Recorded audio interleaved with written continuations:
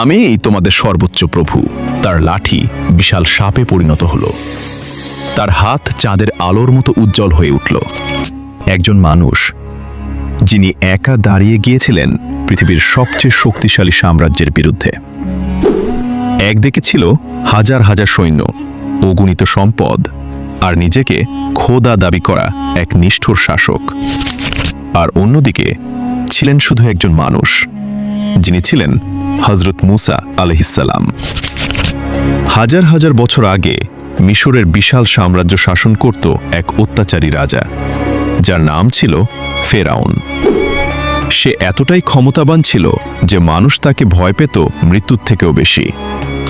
হঠাৎ একদিন ফিরাউনের জ্যোতিষীরা তাকে জানালো যে বনি ইসরায়েলদের মধ্য থেকে এমন এক শিশু জন্ম নেবে যে একদিন তোমার রাজত্ব ধ্বংস করে দেবে।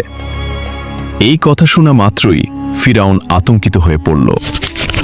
আর তারপর সে এমন এক আদেশ দিল যা শুনে কেঁপে উঠেছিল পুরো মিশরবাসী।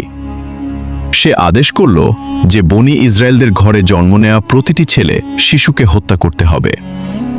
চারদিকে শুরু হলো নিষ্ঠুর হত্যা কর্মকাণ্ড। মায়ের কোল খালি হওয়া শুরু হলো, মানুষের কান্নায় ভারী হয়ে উঠতে লাগলো আকাশ। কিন্তু ঠিক সেই অন্ধকার সময়েই আল্লাহর ইচ্ছায় জন্ম নিলেন এক শিশু, যার নাম হলো হযরত মুসা আলাইহিসসালাম। মুসা আলাইহিসসালামের মা জানতেন, যদি সৈন্যরা শিশুটিকে খুঁজে পায় তাহলে তাকেও হত্যা করা হবে। ঠিক তখনই আল্লাহ তার অন্তরে নির্দেশ দিলেন, শিশুটিকে একটি বাক্সে রাখো এবং নদীতে ভাসিয়ে দাও।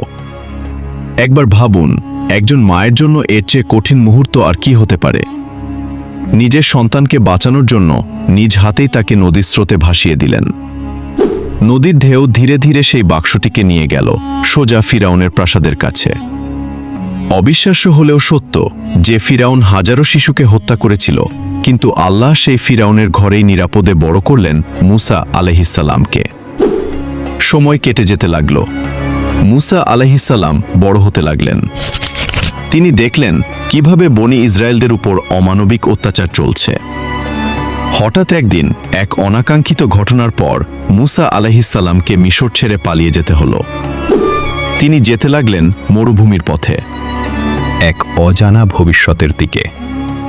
কিন্তু সেখানেই তার জীবনের সবচেয়ে অলৌকিক ঘটনা ঘটতে যাচ্ছিল। পরের অংশ দেখতে চাইলে কমেন্টে দেয়া লিঙ্কে ক্লিক করুন।